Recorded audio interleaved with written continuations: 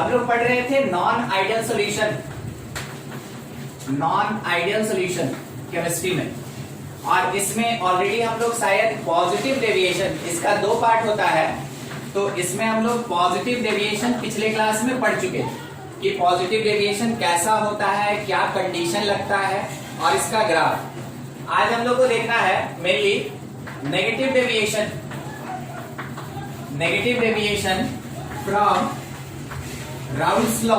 ठीक है, इसको ऐसे भी लिखा जा सकता है या फिर इसके रिप्रेजेंटेशन का एक और तरीका होता है, is negative deviation, negative deviation from ideality. ठीक है, एक होता है आइडियल सॉल्यूशन, एक नॉन आइडियल सॉल्यूशन। अभी हम लोग नॉन आइडियल सॉल्यूशन पढ़ रहे हैं, उसमें से नेगेटिव डेविएशन। तो देखिए इसका जो मीनिंग होता है ना, थोड़ा उस पर ध्यान देते चलिएगा।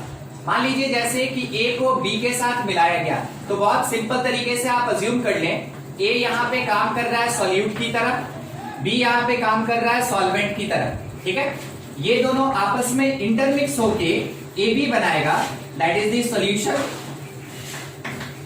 ठीक है, ये सॉल्यूशन। अब क्या है कि जब आप कंपोनेंट ए लेते हैं जो कि मेरे पास सॉल्यूट है, तो सोच के देखिए EAA, that is the force of interaction, it is the force of interaction between of A to A।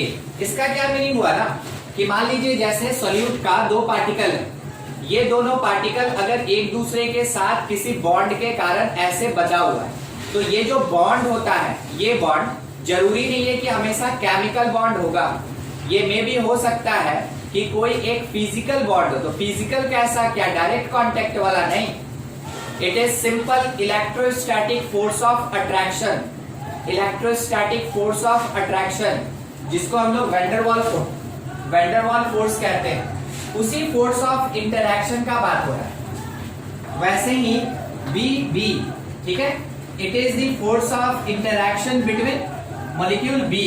और जब आप ए बी लिखेंगे तो ये आपको दिखा रहा है force of interaction between solute A and solvent B. तो ये सॉल्यूशन के अंदर का पार्ट हो गया, बिल्कुल आप उसी तरीके से चलेंगे। ठीक है, force of interaction between solute, solvent and solution. अब मान लीजिए जैसे कि फोर्स ऑफ इंटरैक्शन जो सॉल्यूशन के भीतर है, ठीक है, सॉल्यूशन के भीतर अगर ये ज्यादा हो गया सॉल्यूट के कंपैरिजन में या फिर सॉल्वेंट के कंपैरिजन में, ठीक है, तो प्योर स्टेट में सॉल्यूट था, प्योर स्टेट में सॉल्वेंट था, मगर उसका जो फोर्स ऑफ इंटरैक्शन है वो कम था, फोर्स ऑफ इंटरैक्शन कम था इन प्योर फॉर्म। मगर जैसे वो सॉल्यूशन बनाया तो फोर्स ऑफ इंटरैक्शन बढ़ गया, force of interaction between A B is more than A A, more than B B. ठीक है, इस चीज को समझिएगा ऐसे।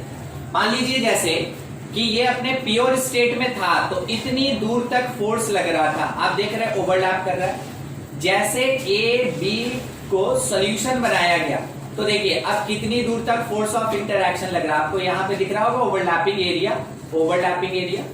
तो ओवरलैपिंग एरिया प्योर स्टेट से सॉल्यूशन के स्टेट में कम हो गया, इस कारण से फोर्स क्या होगा, वीक हो जाएगा। प्योर स्टेट में फोर्स ऑफ इंटरैक्शन ज्यादा, ठीक है, सॉरी कम, और यहाँ पे ज्यादा, कौन, सॉल्यूशन के केस में। हम शायद थोड़ा सा मिस कर गए, एक बार फिर से रिपीट करना चाहेंगे, सुनिएगा। ठीक है, बाहर से थोड़ा आवाज हो रहा है, तो अगर क्लियर नहीं भी सुनाई देगा तो जरूर बोलिएगा। ठीक है, अपने प्योर स्टेट में फोर्स ऑफ इंटरैक्शन कम रखा था, और जैसे जैसे ये सॉल्यूशन बना फोर्स ऑफ इंटरैक्शन बढ़ गया। ठीक है, बिल्कुल इसी तरीके से समझिएगा। अपने प्योर स्टेट में फोर्स ऑफ इंटरैक्शन कम रखा था, कम ओवरलैपिंग दिख रहा है, जैसे जैसे सॉल्यूशन बना फोर्स ऑफ इंटरैक्शन बढ़ गया। अब जैसे फोर्स ऑफ इंटरैक्शन बढ़ गया तो सोच के जवाब दीजिएगा कि जो vapour pressure of A B होगा और जो वेपर प्रेशर ऑफ ए था, इन दोनों में से ज्यादा कौन होगा, वेपर में ज्यादा कौन कन्वर्ट होगा। देखिए ए बी और ए, कौन ज्यादा, ए।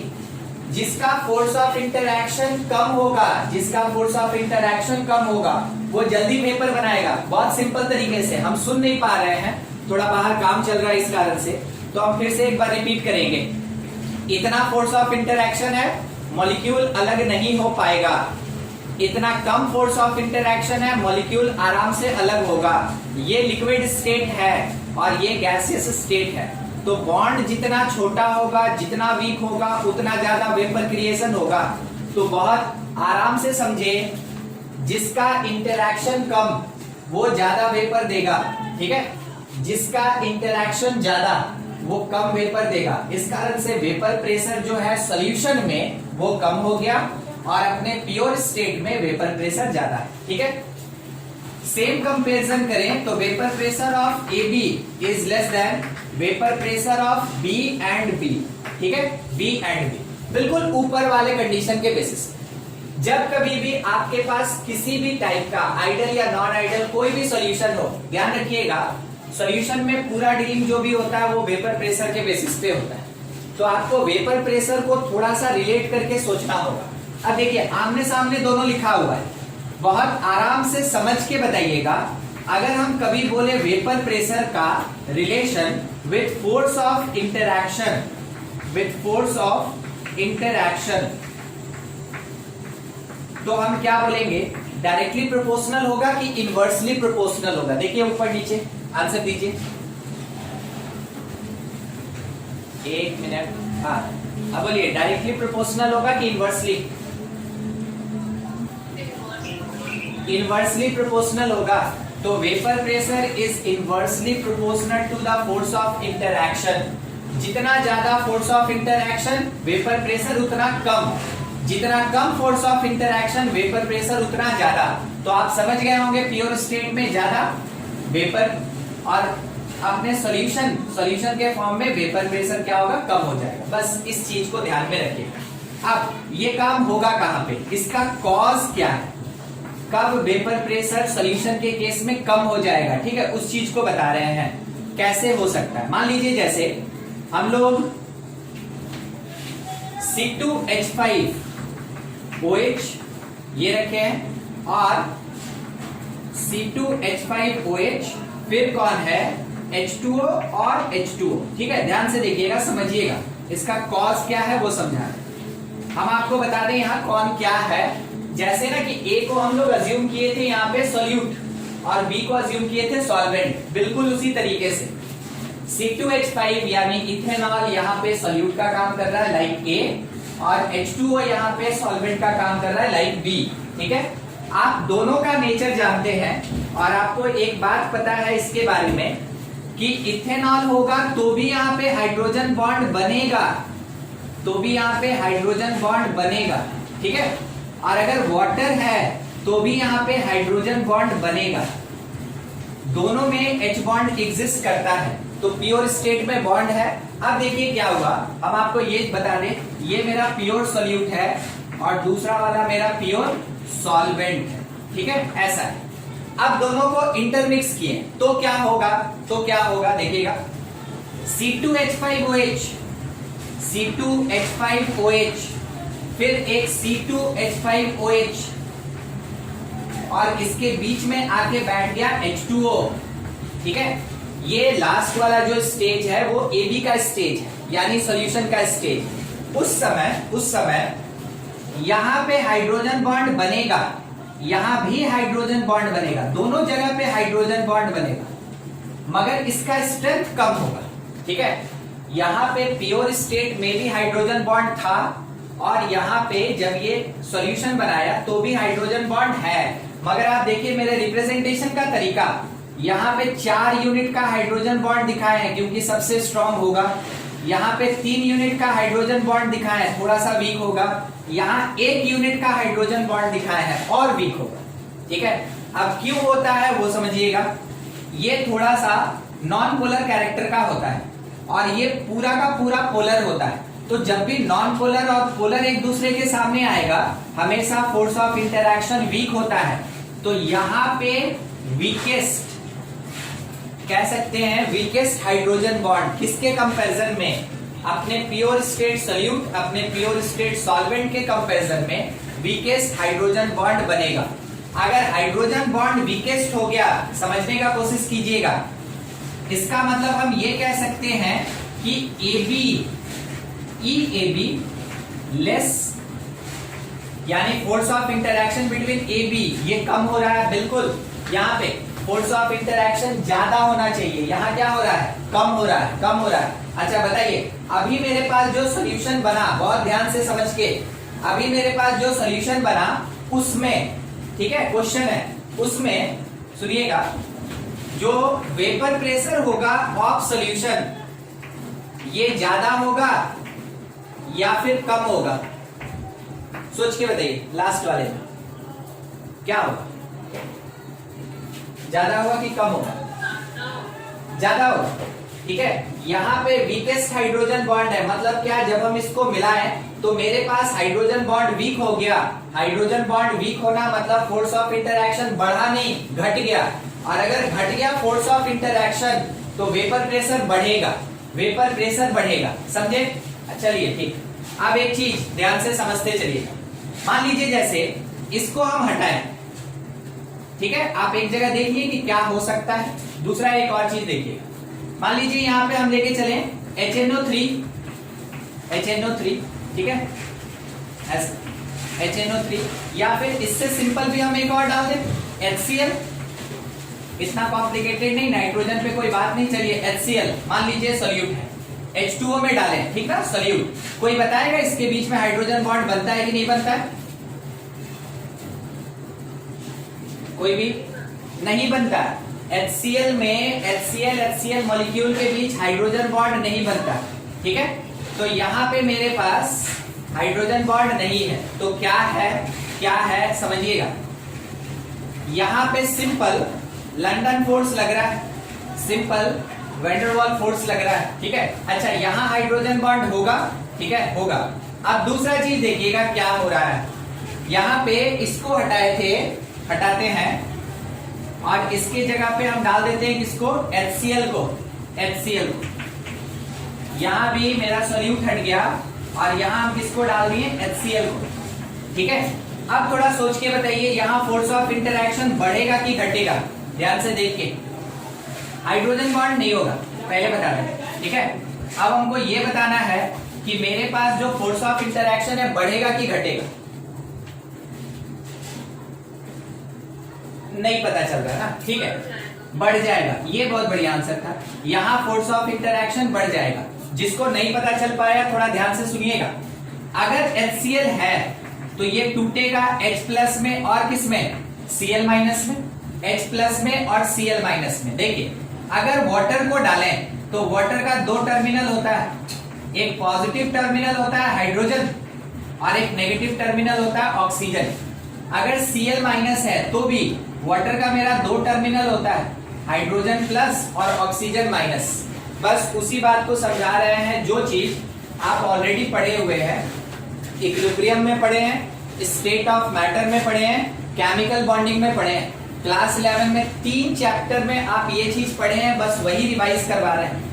Cl- की तरफ ये हाइड्रोजन बॉन्ड लगाएगा, ये हाइड्रोजन बॉन्ड लगाएगा, H+ की तरफ ये ऑक्सीजन बॉन्ड लगाएगा।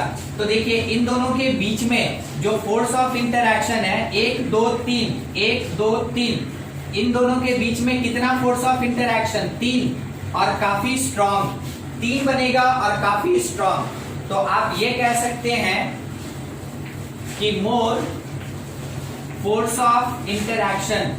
चलिए, अब इससे पहले और अभी के केस में क्या डिफरेंस है थोड़ा देखिएगा। इससे पहले वाला तो खत्म, अभी के केस में क्या हो रहा है देखते चलेंगे आप। मेरे सॉल्यूट के बीच में फोर्स ऑफ इंटरैक्शन उतना स्ट्रॉन्ग नहीं था, फुलफिल्ड, ठीक है। दूसरा, मेरे सॉल्वेंट के बीच में फोर्स ऑफ इंटरैक्शन उतना स्ट्रॉन्ग नहीं था, ठीक है, फुलफिल्ड। देखिए, दोनों लेस है, दोनों लेस है। यहाँ पे सॉल्यूट और सॉल्वेंट के बीच में फोर्स ऑफ इंटरैक्शन बहुत बढ़ गया, बहुत बढ़ गया, और उसका कॉज आप देख चुके हैं कि क्या होता है। तो अगर by the way solute solvent के बीच में फोर्स ऑफ इंटरैक्शन बढ़ गया, ये फुलफिल कि A और B का फोर्स ऑफ इंटरैक्शन ज्यादा होगा। तो जैसे आप देखें कि सॉल्यूशन बनने पे इंटरैक्शन बढ़ा, आप तुरंत बोलेंगे कि इंटरैक्शन वेपर प्रेशर के साथ इनवर्सली होता है। तो अगर इंटरैक्शन बढ़ गया वेपर प्रेशर घट जाएगा, वेपर प्रेशर घट जाएगा। तो आप ये कह सकते हैं यहां पे एक ऐसा कॉज दिया गया जो कॉज फॉर नेगेटिव डेविएशन है। ये किसके लिए कॉज है? नेगेटिव डेविएशन का कॉज है, ठीक है। तो इसी कारण से सॉल्यूशन के अंदर नेगेटिव डेविएशन आता है। ये मेन कारण होता है जिसके कारण नेगेटिव डेविएशन आता है। अब इसमें बताएंगे कि इसका क्या क्या कॉज, मतलब क्या क्या और पॉइंट होता है, उस पर डील करेंगे। अभी तक के लिए इतना नोट करें आप, कोई डाउट तो पूछ लीजिए।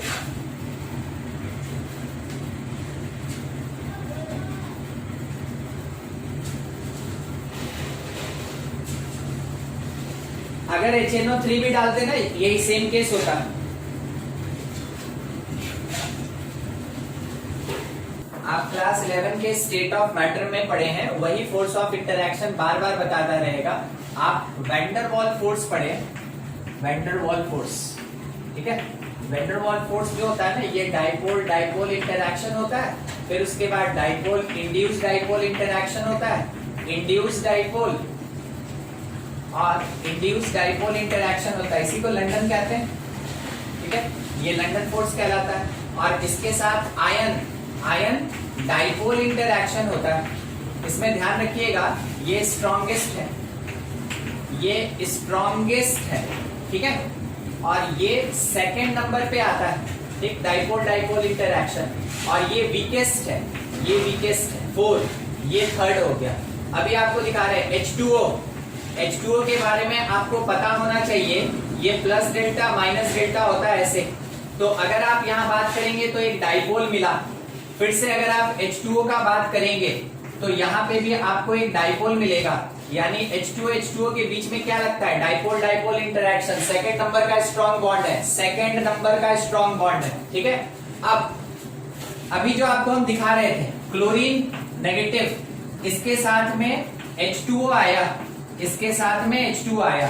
तो H2O के लिए आप यूज करेंगे डाइपोल, इसके लिए आप यूज करें आयन, ठीक है। आयन आयन आयन, तो आयन डाइपोल इंटरैक्शन लगा किसके बीच में? यहाँ और यहाँ पे।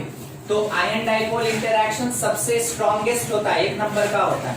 तो आपको पता चला ना, प्योर स्टेट में क्या था? बॉन्ड वीक था, और जब ये सॉल्यूशन बनाया तो बॉन्ड स्ट्रॉन्ग हो गया। ये चीज आप क्लास 11 के स्टेट ऑफ मैटर चैप्टर में बहुत एक्सप्लेन्ड तरीके से पढ़े हैं। और वही क्लास 11 का जो कॉन्सेप्ट होता है क्लास 12 में वही यूज होता है, बस उसी के बेसिस पे आंसर दिया गया था, रिवाइज करवा रहे थे केवल।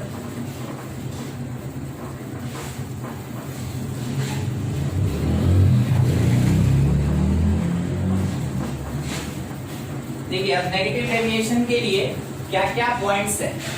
फॉर नेगेटिव डेविएशन आप ये मेंशन कर सकते हैं, सबसे पहला जो हम लोग फोर्स ऑफ इंटरैक्शन देखें, interaction between AB should be greater than interaction between AA greater than interaction between BB, ठीक है, पहला चीज। दूसरा क्या है इसमें कि जो एंथैल्पी ऑफ रिएक्शन होगा, enthalpy of reaction should be less than zero. Less than zero होने का मतलब क्या हुआ? नेगेटिव। और नेगेटिव होने का मतलब पूरा प्रोसेस एक्सोथर्मिक की एंडोथर्मिक? नहीं, एक्सो। अगर हीट बाहर निकलता है then it is negative. Heat बाहर निकलता है तभी जाके वो नेगेटिव होता है। मतलब इसका मतलब ये हुआ कि जब आप सॉल्यूट में सॉल्वेंट को मिलाएं या सॉल्वेंट में सॉल्यूट को मिलाएं, आपका सॉल्यूशन बना और इसके साथ यहाँ पे हीट जो है ना वो रिलीज हुआ, ठीक है, हीट रिलीज हुआ। लाइक ये AA था, B के साथ मिला और यहाँ पे AB बनाया और इसके साथ में ये हीट को रिलीज किया। तो हीट मेरा अगर रिलीज होगा तो पूरा का पूरा प्रोसेस क्या होगा? एक्सोथर्मिक, ठीक है, एक्सोथर्मिक। और एक चीज बताते हैं, देखिएगा कैसे एक्सोथर्मिक होता है। ये तो आप इसके बेसिस पे बोले, मगर कोई बोलेगा नहीं भाई हमको कॉज बताओ कि क्यों एक्सोथर्मिक हुआ, ठीक है। मान लेते हैं कभी अगर ऐसा क्वेश्चन आ गया तो आपके समझने के लिए है, इतना जबरदस्ती पूछा नहीं जाता है वैसे। देखिएगा, आप एक्सप्लेन क्या कर सकते हैं वो समझिएगा। मेरा बेसिक पार्ट था कि जब ये AA था तो बॉन्ड इतना वीक था, जब ये AB बना तो बॉन्ड इतना स्ट्रांग हो गया। आप पढ़े हैं जब कभी भी बॉन्ड का फॉर्मेशन होता है उस समय ज्यादा स्टेबिलिटी मिलता है, और स्टेबिलिटी अगर ज्यादा हो गया तो वैसे केस में एनर्जी कम होगा, और किसी का एनर्जी कम होना इसका मतलब वो हीट बाहर निकालता है। सबको रिलेट करके चलिएगा। अगर बॉन्ड स्ट्रांग होगा या नया बॉन्ड का फॉर्मेशन होगा, स्टेबिलिटी इंक्रीज करेगा। स्टेबिलिटी इंक्रीज करेगा तो एनर्जी डिक्रीज करेगा, और एनर्जी डिक्रीज कर रहा है मतलब अपना एनर्जी बाहर निकाल रहा है, और अपना एनर्जी बाहर निकाला यानी हीट को रिलीज कर रहा है। वैसे केस में आप कह सकते हैं पूरा प्रोसेस क्या होगा, एक्सोथर्मिक होगा। एक्सोथर्मिक, बस वही चीज ये बता रहा है, ठीक है, एंथैल्पी। अगला सी नंबर देखिए, इसका जो चेंज इन वॉल्यूम होता है डेल वी, ये भी नेगेटिव होता है, ये नेगेटिव होता है, लेस देन 0 होता है। इसका क्या मीनिंग हुआ, इसका मीनिंग ये हुआ कि A को लेके चले आप 1 लीटर, B को लेके चले आप 1 लीटर, मगर जब आप सॉल्यूशन बनाए AB तो मेरा एक्सपेक्टेड था 2 लीटर, ठीक है, मगर रियल में क्या हुआ, यानी प्रैक्टिकली हमको क्या मिला, प्रैक्टिकल ऑब्जर्वेशन कह रहे हैं, practical observation less than 2 litre मिला। हम क्या किए, 1 लीटर का A लिए, 1 लीटर का B लिए, दोनों को मिलाएं। जनरल तौर पे हम लोग बोलते हैं 1 लीटर में 1 लीटर और मिलाएं तो 2 लीटर होगा, ठीक है। एक्सपेक्टेड वही था, थ्योरेटिकल कैलकुलेशन वही होना चाहिए, मगर प्रैक्टिकली जब ऑब्जर्वेशन लिया गया तो ये देखा गया कि वो लेस देन 2 लीटर है, तो होना चाहिए था 2 मगर उससे कम है। इसका मतलब क्या हुआ, मेरा वॉल्यूम कम हो गया, वॉल्यूम मेरा नेगेटिव हो गया, वॉल्यूम मेरा लेस देन 0 हो गया। ये चीज डिस्क्राइब करता है नेगेटिव डेविएशन। कब हो सकता है, कैसे हो सकता है, देखिए स्टार्टिंग में A ऐसे था, ठीक है, तो आपको दिख रहा है ना, लेंथ पे बात करते हैं, पूरा वॉल्यूम तो अभी दिखा नहीं सकते हैं, लेंथ के बेसिस पे समझिएगा। अभी आपको लेंथ यहां से यहां दिख रहा है, let it will be 4 centimetre, मान लीजिए 4 सेंटीमीटर। बॉन्ड मेरा स्ट्रांग होगा तो ये धीरे धीरे ओवरलैप करेगा। क्या अभी भी ये 4 सेंटीमीटर ही है कि कम हो गया, कम हो गया। तो जब लेंथ का बात किए तो मेरा लेंथ कम हुआ, तो ऑब्वियस सी बात है, हम कह सकते हैं वो सिकुड़ रहा है। तो अगर वो बाय द वे कंप्रेस हो रहा है, कॉम्पैक्ट हो रहा है, सिकुड़ रहा है, तो ऑब्वियस सी बात है वॉल्यूम भी क्या होगा, कम होगा। और वॉल्यूम अगर कम हो गया तो प्रैक्टिकल ऑब्जर्वेशन के बेसिस पे चेंज इन वॉल्यूम हमको क्या मिला, नेगेटिव मिला, ठीक है। यही होता है कि डेल वी लेस देन 0, इसका मीनिंग यही होगा, ठीक है।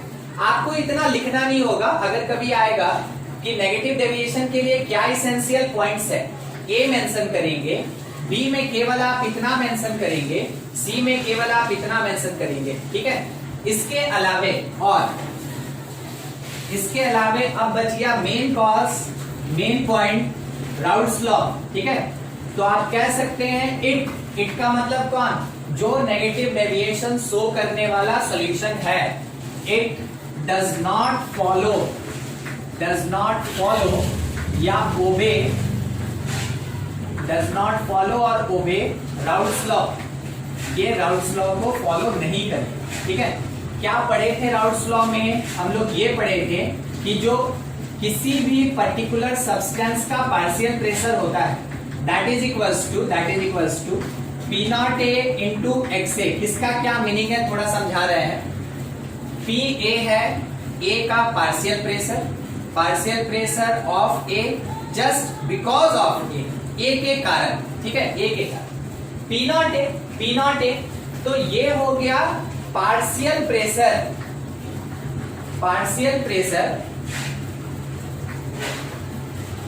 In pure form. सर समझे नहीं, दोनों जगह आप वही बात बोले।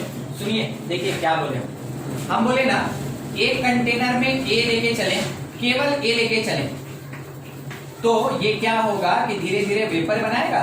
तो यहाँ पे वेपर भी किसका होगा, ए का, और ए का वेपर होगा तो वो प्रेशर भी एक्सर्ट करेगा। तो ये बात हो गया प्योर फॉर्म का, ठीक है, प्योर फॉर्म का। ये किसको रिप्रेजेंट कर रहा, पी नॉट को, ये किसको रिप्रेजेंट कर रहा, पी नॉट को। तो दूसरा वाला कौन है, देखिएगा कंटेनर है, क्लोज है, इसके अंदर ए के साथ बी भी मिक्स है, ए और बी दोनों मिक्स है, ठीक है, ए और बी दोनों मिक्स है यहाँ। तो यहाँ पे वेपर ए का भी होगा, बी का भी होगा, ए का भी होगा, बी का भी होगा, ठीक है, ए और बी ऐसे होगा, ठीक है, वेपर्स होगा। अब इसमें फिर से अगर आप देखें, एक मिनट, तो आपको पता चलेगा कि ए के कारण तो कुछ ना कुछ प्रेशर होगा, ठीक है। तो यहाँ पे भी केवल ए के बारे में बात कर रहे हैं, मगर कहा, सॉल्यूशन में बात कर रहे हैं, तो पार्शियल प्रेशर ऑफ ए बोलेंगे। जब प्योर सॉल्यूट या सॉल्वेंट में बात करेंगे तो उसको पी नॉट ए बोलेंगे। दोनों का डिफरेंस समझ में आया आपको, पी ए और पी नॉट ए, ठीक है।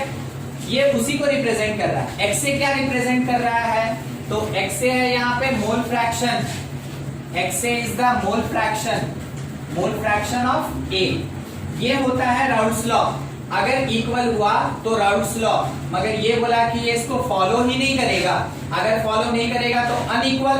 अब अनइक्वल में पर्टिकुलरली नेगेटिव, तो नेगेटिव देखिए कैसा होगा, पी ए जो होगा ये लेस देन होगा पी नॉट ए एक्स ए, ठीक है, पी नॉट ए एक्स ए से ये लेस होगा, पी नॉट ए एक्स ए से ये लेस होगा।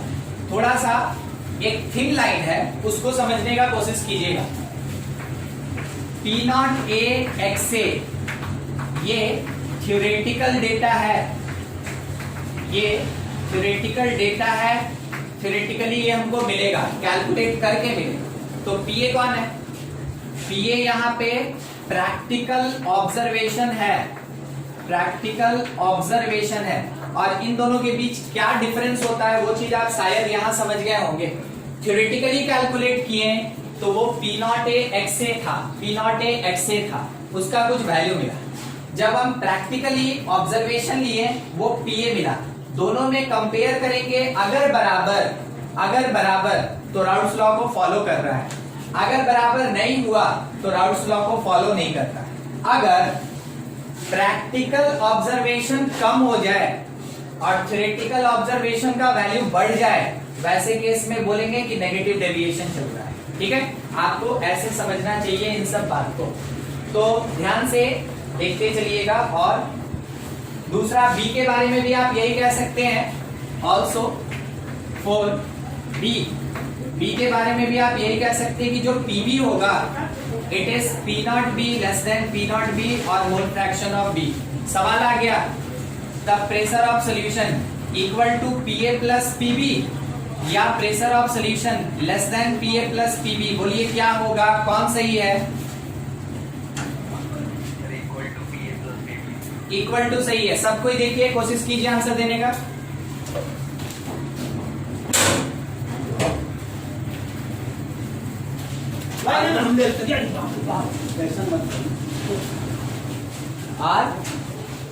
आर भाई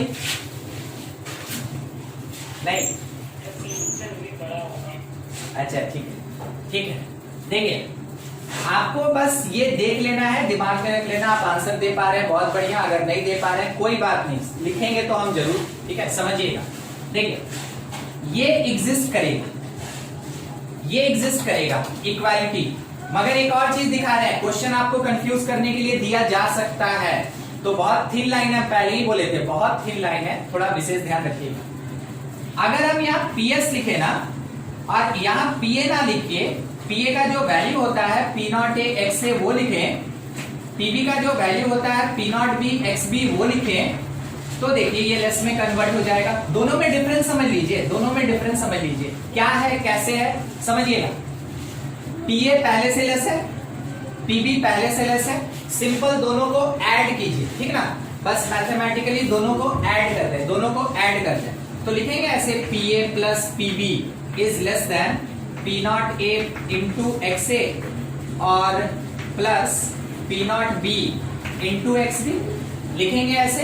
और पीए प्लस पीबी हमेशा पीएस के इक्वल होता है, यानी प्रेशर ऑफ सॉल्यूशन के इक्वल होता है। It is the total pressure of solution, इसके इक्वल होता है। तो पीए प्लस पीबी के जगह पीएस तो पुट कर ही सकते हैं।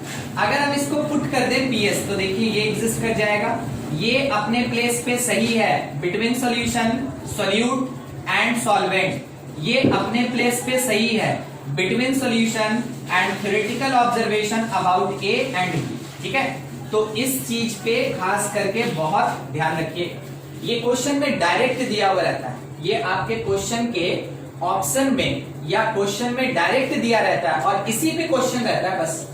तो ये चीज आपको समझ में आना चाहिए कि कैसे होता है। बोर्ड पे है नेगेटिव डेविएशन का 4 कंडीशन, ए बी सी और डी, सब चीज आपके पास है। तो डी में सर क्या इतना लंबा मेंशन करें ना, कोई जरूरत नहीं, इसको ले लीजिए, इसको ले लीजिए और इसको ले लीजिए, बस डी में केवल हमेशा इतना ही मेंशन करना होता है। ये सब चीज आपके समझने के लिए एक्स्ट्रा बताया जाता है। नोट कीजिए, जल्दी जल्दी खत्म किया जाए। Graph of negative deviation, negative deviation का ग्राफ, ठीक है, इस पे बात करते हैं। ध्यान रखिएगा इस चीज का, हमेशा x पे जाता है मोल फ्रैक्शन, ठीक है, मोल फ्रैक्शन इधर वैरी करेगा और y पे वेरिएशन होता है पार्शियल प्रेशर का, P कहते हैं इसको, वेपर प्रेशर भी आप कह सकते हैं, वेपर प्रेशर। ठीक है, स्टार्टिंग में मान लीजिए A का मोल फ्रैक्शन 1 यानी 100% A प्रेजेंट, B यहाँ प्रेजेंट नहीं है इसलिए 0। ठीक है, आगे चल के किसी पॉइंट पे बात करें अगर हम लोग, इसके बेसिस पे भी क्वेश्चन रहता है, देखिएगा, और हमको शायद ठीक से ध्यान में नहीं है, या तो एनसीईआरटी में होगा और नहीं तो ऑल इन वन जो होता है केमिस्ट्री उसमें होगा। ठीक है, क्या बोले रवि? वो टेबुलर फॉर्म में जो डेटा दिया हुआ था, हाँ टेबुलर फॉर्म में, वो ऐसे ही बनता है, वो ग्राफ के बेसिस पे ही बनता है। ठीक है, तो देखते चलिएगा क्या हो रहा है, नहीं समझ में आएगा पूछिएगा। स्टार्टिंग में A 100% तो मोल फ्रैक्शन 1, B नहीं प्रेजेंट है, आगे चल के A पूरा खत्म तो 0 और B 100% मोल फ्रैक्शन 1 हो गया।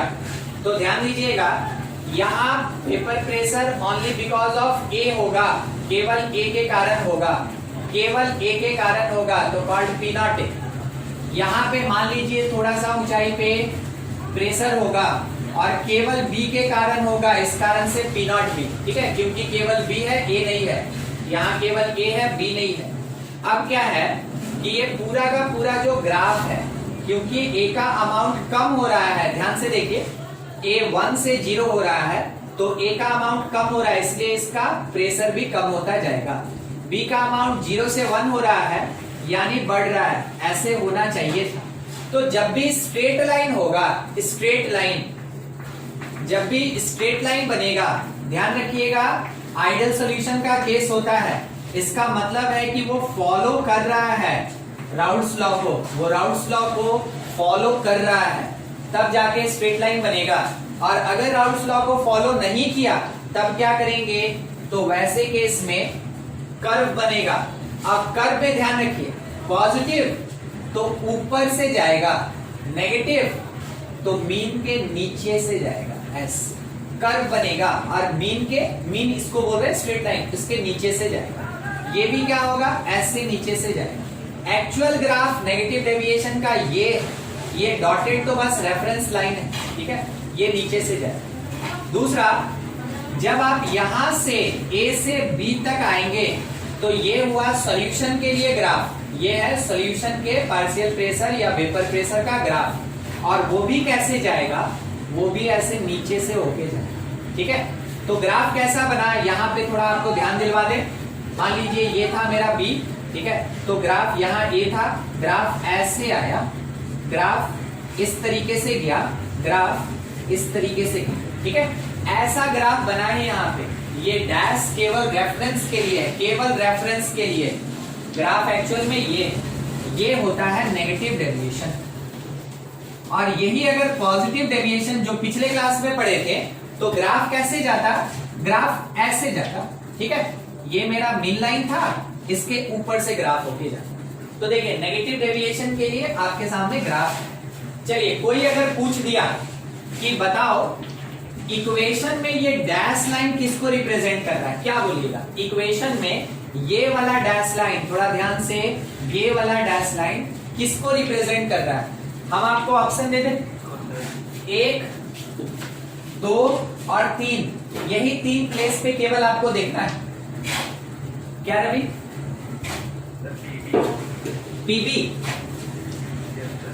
अच्छा पीबी नहीं, हम ये डैश पूछे, ये डैश, तो आप इसको बोलेंगे सर ये पीबी है। अब हम आपसे पूछे, मान लीजिए हम आपसे पूछे ये वाला कर्व, आप क्या बोलिएगा? वो कौन है? वो घर के बाहर है ना, किसी का घर का ढलैया हो रहा है, इसलिए वहां मशीन चल रहा है।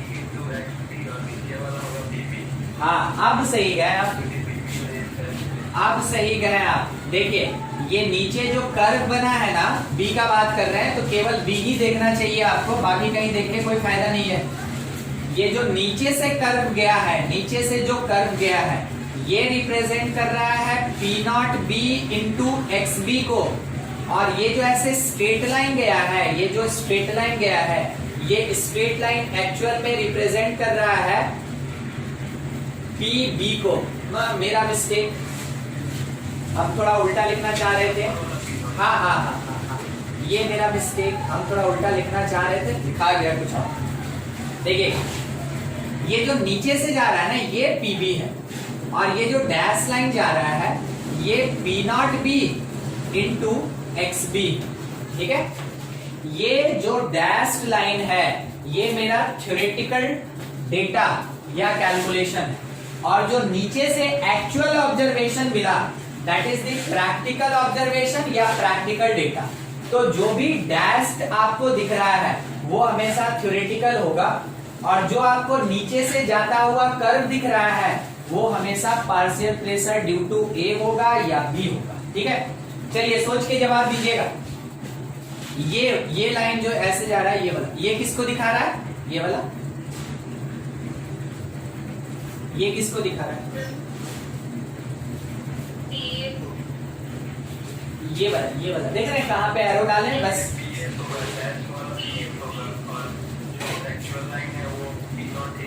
हाँ, ये जो एक्चुअल लाइन है ना, येलो वाला, ठीक है, ये वाला लाइन, ऐसे जो कर्व आ रहा है, ये होगा P not A X A plus P not B X B होगा ये। ठीक है, अच्छा ये वाला लाइन, इसके ऊपर वाला ये डैश डैश,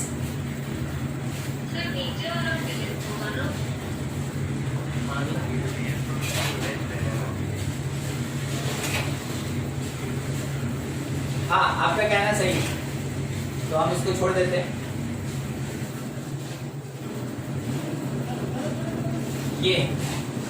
ये वाला जो है ये पीएस होगा, एकदम ठीक, पीएस होगा। ठीक है, बस यही चीज आपको ध्यान में रखना है। हाँ, मान ले रहे हैं अगर कभी कंफ्यूजन हो गया तो आपको हम बता दें, अभी जैसे हम को हो गया था, अभी बताते बताते हम ही को हो गया था। अगर कंफ्यूज हो जाएंगे, आप में से लगभग सबको ही यहां जरूर देखा होगा। ठीक है, क्योंकि अगर हम यहाँ पे ना थोड़ा मिस्टेक कर दिए तो आप अपने आप को रिकन्फर्म कर रहे होंगे, और आप रिकन्फर्मेशन के लिए किसी को देख रहे होंगे, क्योंकि सॉल्यूशन का बात हो रहा होगा। ठीक है, तो जो देख लिए बता दिए, बहुत बढ़िया, आप आइडेंटिफाई कर लिए। जो नहीं कर पा रहे हैं, देखिएगा, ये बड़ा तो ऊपर होगा, ये छोटा तो नीचे होगा। कर्व नीचे से आ रहा है तो ये पीएस होगा, डॉटेड ऊपर से जा रहा है तो ये P not A X A और P not B X B. ठीक है, ऐसे आइडेंटिफाई कर सकते हैं, बिल्कुल से एकदम। ठीक है, कि आप आइडेंटिफाई कर लें पॉजिटिव की नेगेटिव डेविएशन। ठीक है, ये आपको बताना है। ठीक, पॉजिटिव या नेगेटिव डेविएशन आपको बताना है। देखिए कौन किसके साथ है? साइक्लोहेक्सेन है, साइक्लोहेक्सेन, और इसके साथ में इथेनॉल है एंड इथेनॉल है। ठीक, दूसरा मेरे पास है H2O के साथ NaCl है। तीसरा CCl4 के साथ CHCl3 है। चौथा CH3O2CO के साथ C6H5NH2 है। ठीक है, ये मतलब क्या होगा ना कि आपसे क्वेश्चन ये पूछेगा out of the given four which one exhibit और सोर्स पॉजिटिव डेविएशन और नेगेटिव डेविएशन, ये आपसे पूछा जाएगा। तो आप हर चीज याद नहीं रख सकते, आपको थोड़ा तरीका समझना होगा, बस उसी के लिए 4 क्वेश्चन है मेरे पास। ठीक है, देखते चलिए, एक दो बताते हैं फिर एक दो पूछ लेंगे आपसे। अगर कोई बोल सकता है तो बिल्कुल बताएगा हमको, कोई भी। चलिए, नहीं कोई बात नहीं, ध्यान रखिएगा। साइक्लोहेक्सेन नो हाइड्रोजन बॉन्ड, ठीक है, साइक्लोहेक्सेन। इथेनॉल हाइड्रोजन बॉन्ड होगा, ठीक है। तो प्योर स्टेट में कोई हाइड्रोजन बॉन्ड नहीं, प्योर स्टेट में हाइड्रोजन बॉन्ड होगा। मगर आप साइक्लोहेक्सेन को जानते हैं, साइक्लोहेक्सेन का एरिया ज्यादा होता है। साइक्लोहेक्सेन मतलब क्या होगा, ऐसा इस तरीके से ये हुआ साइक्लोहेक्सेन, इसका एरिया ज्यादा होगा, इसका सरफेस एरिया ज्यादा होगा। अगर मान लीजिए जैसे 2 साइक्लोहेक्सेन है तो इसका सरफेस एरिया आपको दिख रहा है, सरफेस एरिया ज्यादा, सरफेस एरिया मतलब ज्यादा वैंडरवाल फोर्स, ठीक है। बस इस चीज को ध्यान रखिएगा। और दूसरे में तो हाइड्रोजन बॉन्ड है ही, तो ये पहले से स्ट्रॉन्ग बॉन्ड बना रहा। अब क्या हुआ कि साइक्लोहेक्सेन के बीच में इथेनॉल आ गया, इसके बीच में इथेनॉल आ गया, ठीक। अब देखिए क्या हुआ, और यहाँ पे एक इथेनॉल था C2H5OH, कोई बॉन्ड नहीं, ठीक है। ये अलग है, ये अलग है, ये अलग है, ये अलग। तो बोलिए क्या इसके बीच हाइड्रोजन बॉन्ड लगेगा, हाँ कि ना? नहीं लगे, हाइड्रोजन बॉन्ड खत्म, ये बॉन्ड मेरा खत्म, ठीक है, ये बॉन्ड खत्म। अब दूसरा चीज देखिएगा, दोनों साइक्लोहेक्सेन के बीच में एक C2H5OH आया, दोनों साइक्लोहेक्सेन के बीच में एक C2H5OH आया, ये साइक्लोहेक्सेन, ठीक है। इसके बीच में काफी सरफेस एरिया ज्यादा था, फोर्स ऑफ इंटरेक्शन ज्यादा है, ठीक है। अब आप ऐसे समझिए कि इन दोनों के बीच में एक मॉलिक्यूल आ गया, क्या आपको दिख रहा है चौक इन दोनों के बीच में, ठीक है। हाँ, आप बताइए तो कांटेक्ट सरफेस एरिया बढ़ा कि घटा पहले से? घट गया, कांटेक्ट सरफेस एरिया घट गया, यानी कि यहाँ का जो वैंडरवाल फोर्स था वो भी घट गया। जब सॉल्यूशन बना, जब सॉल्यूट और सॉल्वेंट मिला, सॉल्यूशन बना, तो जो हाइड्रोजन बॉन्ड था वो भी कम हो गया, जो कांटेक्ट सरफेस एरिया था वो भी कम हो गया, यानी कि बॉन्ड का स्ट्रेंथ कम हो गया। बॉन्ड का स्ट्रेंथ अगर कम हो गया तो नेगेटिव डेविएशन की positive deviation, less strength of bond, तो वैसे केस में बोलिए क्या, पॉजिटिव डेविएशन होगा। जब भी बॉन्ड वीक होगा पॉजिटिव डेविएशन, बॉन्ड स्ट्रांग होगा नेगेटिव डेविएशन, ठीक है। तो क्या किसी को समझने में दिक्कत है? Less strength of bond, bond कैसे वीक हुआ, और जैसे आप ये ढूंढ के निकाल लिए बॉन्ड का स्ट्रेंथ, आप नेगेटिव पॉजिटिव आराम से कह सकते हैं। स्ट्रांग होगा पॉजिटिव, वीक होगा नेगेटिव, ठीक है। चलिए, मतलब लेस स्ट्रेंथ बोल रहे थे। अगर कम होगा फोर्स अगर कम होगा पॉजिटिव, फोर्स अगर ज्यादा होगा नेगेटिव। चलिए H2NaCl में बात करें, समझा चुके हैं, बोलिए क्या होगा, क्या आएगा? पॉजिटिव होगा,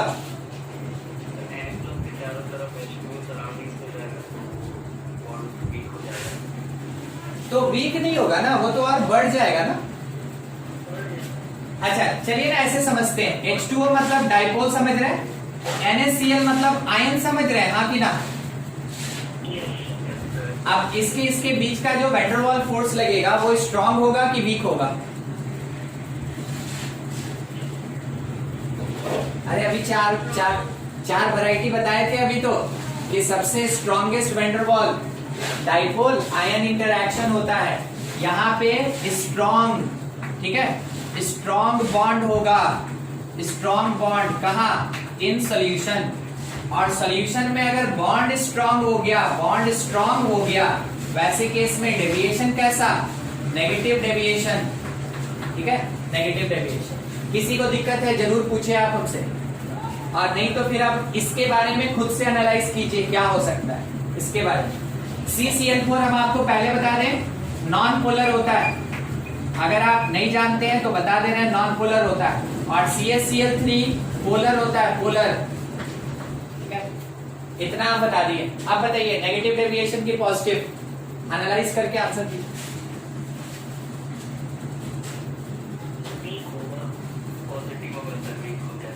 बॉन्ड वीक हो जाएगा ना, हाँ, एकदम ठीक।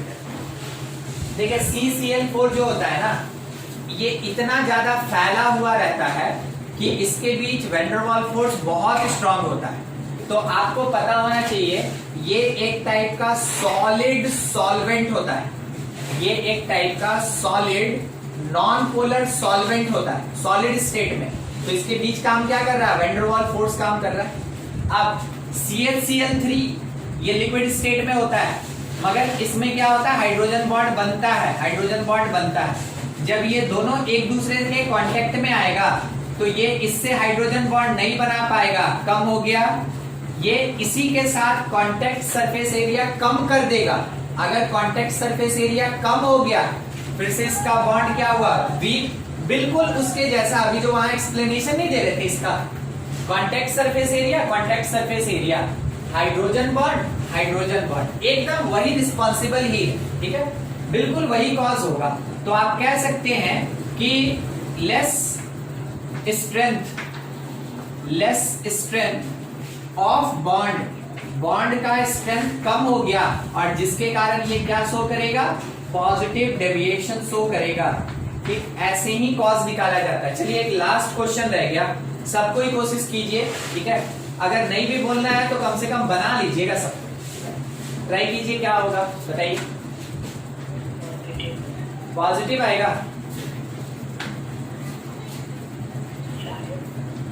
हाँ नेगेटिव। किसके किसके बीच, ये एनिलीन है, एनिलीन, और ये कौन, एसीटोन, कीटोन, और ये एनिलीन है।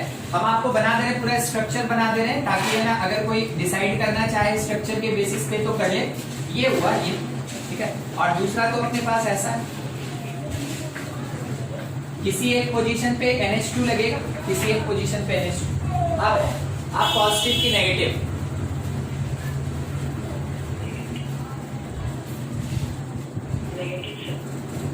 नेगेटिव हाइड्रोजन बॉन्ड बन जाएगा ना,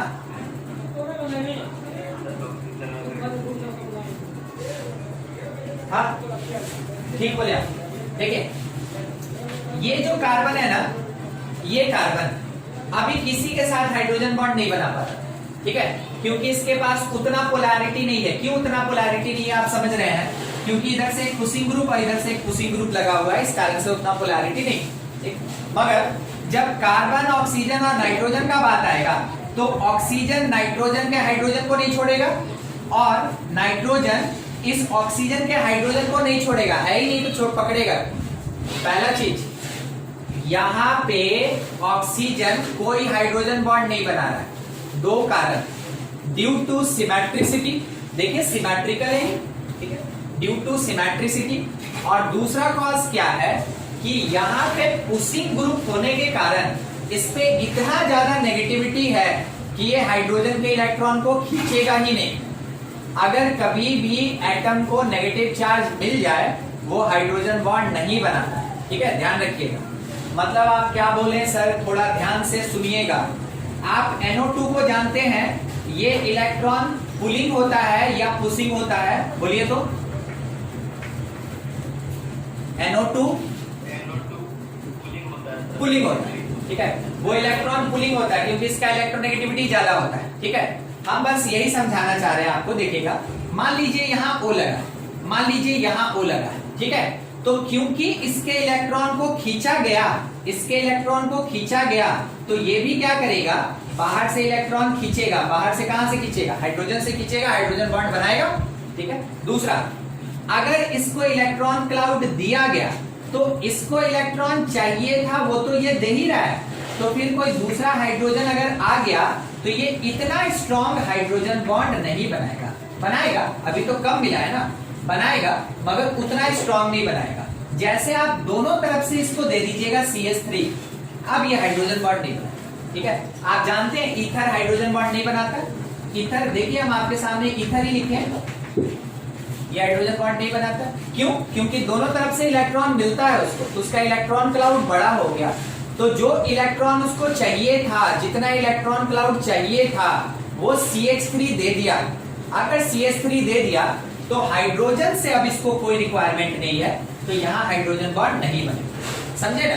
बस उसी कॉन्सेप्ट पे आइए। यहाँ ये खुद में हाइड्रोजन बॉन्ड नहीं बनाएगा, ये भी खुद में हाइड्रोजन बॉन्ड नहीं बनाएगा, क्योंकि हर जगह पे सब नॉन पोलर है। मगर जब ये आमने सामने आएगा, आमने सामने आएगा, इसके हाइड्रोजन के साथ ये ऑक्सीजन हाइड्रोजन बॉन्ड बनाएगा। ठीक है, समझते चलिएगा कौन किसके साथ बना रहा है। जब ये दोनों एक दूसरे के साथ सामने आएगा, जब ये मिलेगा, तो जो मेरे एनिलीन का नाइट्रोजन है, ऐसे दिखा दे रहे बस अलग से। ठीक है, ये जो नाइट्रोजन है ये इसके हाइड्रोजन के साथ C double bond O CH3 यहां हाइड्रोजन बॉन्ड बनेगा। और हाइड्रोजन बॉन्ड अगर बन गया मतलब कि जो स्ट्रेंथ था वो इंक्रीज कर गया, न्यू बॉन्ड का फॉर्मेशन हो गया, यानी किसका स्ट्रेंथ बढ़ गया? A B के बॉन्ड का स्ट्रेंथ बढ़ गया, A B के बॉन्ड का स्ट्रेंथ बढ़ गया। अगर बॉन्ड का स्ट्रेंथ बढ़ता है यानी स्ट्रॉन्ग बॉन्ड होता है, वैसे केस में कैसा डेविएशन? नेगेटिव डेविएशन होता है। देखिए अभी हम आपको जितना समझाए ना इसके बारे में कि ये ऐसे करेगा वो वैसे करेगा, एग्जामिनेशन में वही चीज आपको खुद को समझाना होगा और उसके बेसिस पे आप डिसीजन लेंगे कि कहाँ नेगेटिव होगा कहाँ पॉजिटिव होगा। ठीक है, तो यहाँ पे हम क्या कह सकते हैं कि due to formation of new bonds, या कह सकते हैं strong bond in solution, solution में स्ट्रॉन्ग बॉन्ड होगा, इस कारण से कैसा डेविएशन? नेगेटिव डेविएशन होगा यहाँ पे, इस कारण से नेगेटिव डेविएशन। 4 क्वेश्चन हम आपको बताएं, लगभग सब एक्सप्लेन कर दिए। अगर अभी भी किसी में डाउट है तो आप पूछ लें, क्योंकि इसी के बेसिस पे आपको आंसर करना होता है। ठीक है, देख लीजिए, नोट कर लीजिए, कुछ डाउट है तो पूछ लें।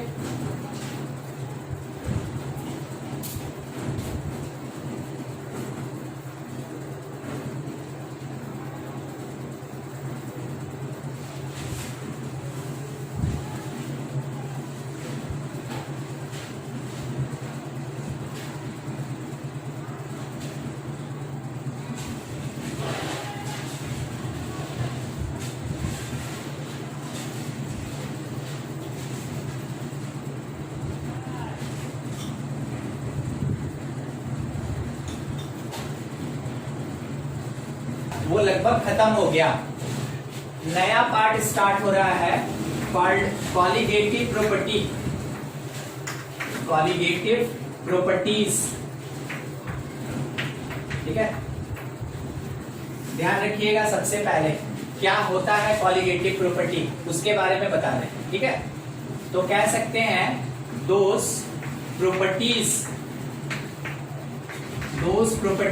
ऑफ सॉल्यूशन विच, दो कारण, दो चीज हमेशा दिखाना होता है, विच डायरेक्टली डिपेंड्स, पहला condition, which directly depends on number of particles.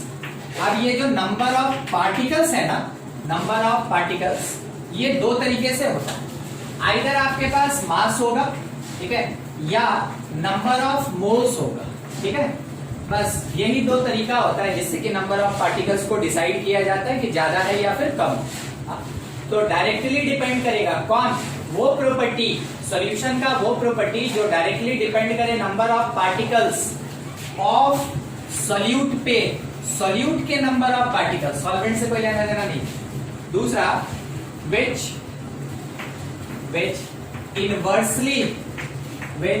Inversely proportional which inversely proportional to molar mass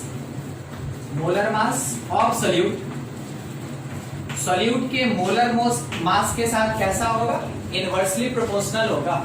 और सॉल्यूट के नंबर ऑफ पार्टिकल के साथ डायरेक्टली प्रोपोर्शनल होगा। मतलब जो कॉलिगेटिव प्रॉपर्टी होगा directly depends upon number of particles directly depends upon number of moles. सब solute का बात है। Directly depends upon mass of solute, but inversely depends या inversely proportional to the molar mass of solute.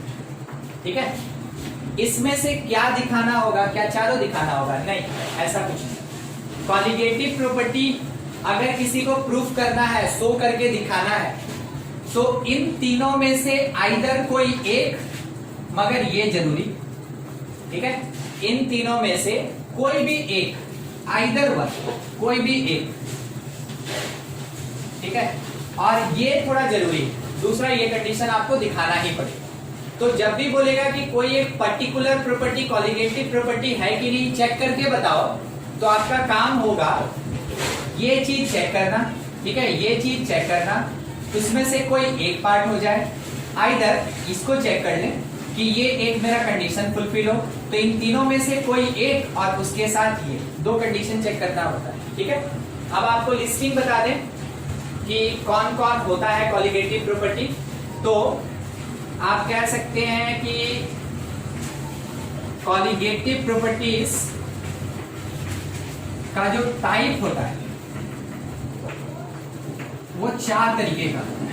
तो colligative properties are of 4 types. ठीक है, ये 4 तरीके का होता है। कौन कौन होता है फिर बाद में हर एक को एक्सप्लेन किया जाएगा। सबसे पहला होता है relative lowering in vapour pressure. Relative lowering in vapour pressure कैसे रिप्रेजेंट करते हैं? P0 minus PS by P0 से रिप्रेजेंट करते हैं। इसको कहते हैं relative lowering in vapour pressure. Routes law में पढ़े हुए हैं, राउट्स लॉ में यही पढ़े थे। ठीक है, और वो एक टाइप का कॉलिगेटिव प्रॉपर्टी होता है। दूसरा होता है elevation in boiling point. Elevation in boiling point, इसको डेल टीबी कहते हैं। डेल टी सफिक्स में बी, डेल टीबी। तीसरा depression in freezing point. Depression in freezing point, del TF कहते हैं इसको। ठीक है, डेल टीएफ। और फोर्थ जो होता है उसका नाम है ऑस्मोटिक प्रेशर। ऑस्मोटिक प्रेशर, और ऑस्मोटिक प्रेशर को पाई से रिप्रेजेंट किया जाता है। ये 4 होता है कॉलिगेटिव प्रॉपर्टीज, और चारों के बारे में हम लोग को एक्सप्लेन तरीके से पढ़ना है। ये ऑलरेडी हम आपको पढ़ा चुके हैं। जब कॉलिगेटिव का हम लोग न्यूमेरिकल लेंगे, साथ में इसको भी खींच लेंगे। ठीक है, मगर शॉर्ट में हम आपको बताएंगे। अभी स्टार्ट हम लोग का यहाँ से होगा elevation boiling point, depression in freezing point, और लास्टली हमको ऑस्मोटिक प्रेशर पढ़ना है। ठीक है, ध्यान रखिएगा आगे का बात और कि जो कॉलिगेटिव प्रॉपर्टी होता है, ठीक है, कॉलिगेटिव प्रॉपर्टीज में डिपेंड्स ऑन डिसोसिएशन और एसोसिएशन। में डिपेंड्स ऑन डिसोसिएशन और association of molecule, of solute molecule. Solute का जो मॉलिक्यूल होता है उसके डिसोसिएशन या एसोसिएशन पे डिपेंड करता है। कैसे करता है? मान लीजिए जैसे कि अगर हम यहाँ पे अभी बात करें तो हम इसको क्या बोलेंगे? मान लीजिए ये ज्वाइंट ही है, ठीक है, ये ज्वाइंट। अभी हम क्या बोलेंगे कि यहाँ मेरे पास एक पार्टिकल है, एक पार्टिकल, ठीक। तो नंबर ऑफ पार्टिकल कितना हुआ? 1। Number of particle 1। तो आप कह सकते हैं कि colligative property directly proportional to 1। ठीक है, डायरेक्टली प्रोपोर्शनल टू 1। बाद में क्या हुआ? हम इसको तोड़ दिए तो अब मेरे पास कितना पार्टिकल हो गया? 2 पार्टिकल हो गया, यानी नंबर ऑफ पार्टिकल्स 2 हो गया। तो colligative property directly depends upon 2। तो पहले के कंपैरिजन में अब कॉलिगेटिव प्रॉपर्टी का वैल्यू बढ़ जाएगा। किसके साथ? नंबर ऑफ पार्टिकल के इंक्रीमेंट के साथ कॉलिगेटिव प्रॉपर्टी का वैल्यू भी क्या होगा? इंक्रीज करेगा। तो अभी अभी हम आपको क्या दिखाएं? डिसोसिएशन। तो ध्यान रखिएगा, वैसे बाद में पढ़ेंगे भी, डिसोसिएशन के साथ कॉलिगेटिव प्रॉपर्टी का वैल्यू इंक्रीज करता है। अब दूसरा, मान लीजिए जैसे दो पार्टिकल हम डालें किसी सॉल्यूशन में, अंदर जाके दोनों मिल गया और एक पार्टिकल बनाया, तो नंबर ऑफ पार्टिकल मेरा कम हो गया, घट गया। ठीक है, अगर नंबर ऑफ पार्टिकल मेरा कम हो जाएगा तो कॉलिगेटिव प्रॉपर्टी का वैल्यू भी क्या होगा? कम हो जाएगा। तो इस बार क्या हुआ? इस बार हुआ एसोसिएशन। तो एसोसिएशन पे कॉलिगेटिव प्रॉपर्टी का वैल्यू घटेगा और डिसोसिएशन पे कॉलिगेटिव प्रॉपर्टी का वैल्यू बढ़ेगा। ठीक है, डिसोसिएशन कहाँ होता है? डिसोसिएशन इलेक्ट्रोलाइट में होता है। किसको बोलते हैं इलेक्ट्रोलाइट? जो एसिड होगा, जो बेस होगा, जो सॉल्ट होगा, उसको इलेक्ट्रोलाइट कहते हैं। ठीक है, तो इलेक्ट्रोलाइट के केस में डिसोसिएशन ज्यादातर होता है। जब भी डिसोसिएशन होगा कॉलिगेटिव प्रॉपर्टी बढ़ेगा, एसोसिएशन होगा कॉलिगेटिव प्रॉपर्टी घटेगा। ठीक है, तो यहाँ पे ये जो बात कर रहे हैं, आप कह सकते हैं कि ये पूरा पार्ट डिपेंड करेगा, डिपेंड्स ऑन आई। आई का नाम होता है van Hoff factor. Van Hoff factor. ठीक है, पढ़ेंगे, एक अलग टॉपिक ही हो जाएगा। कॉलिगेटिव खत्म होगा, वैन हॉफ फैक्टर पढ़ेंगे।